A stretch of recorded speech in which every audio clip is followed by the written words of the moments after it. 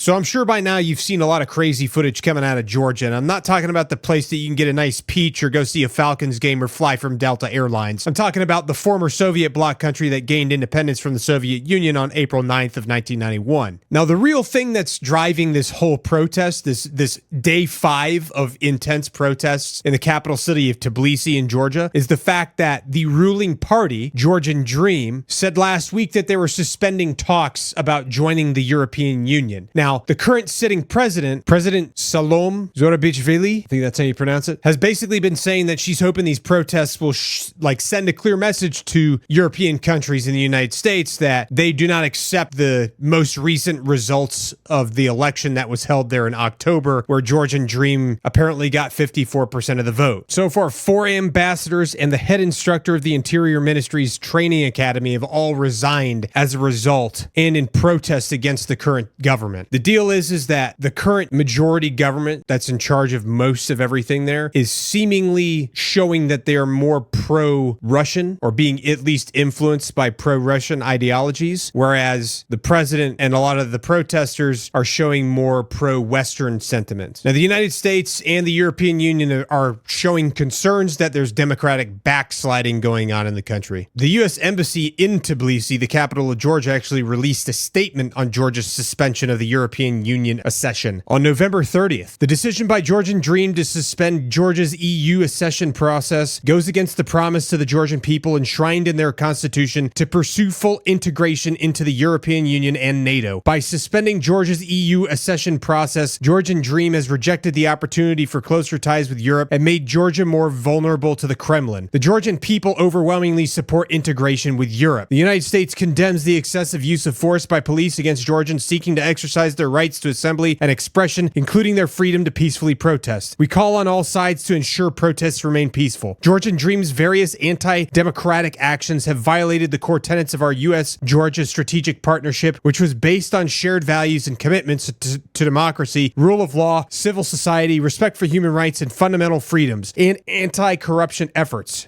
As a result, the United States has suspended this mechanism. We reiterate our call to the Georgian government to return to its Euro-Atlantic path, transparently investigate all parliamentary election irregularities, and repeal anti-democratic laws that limit freedoms of assembly and expression.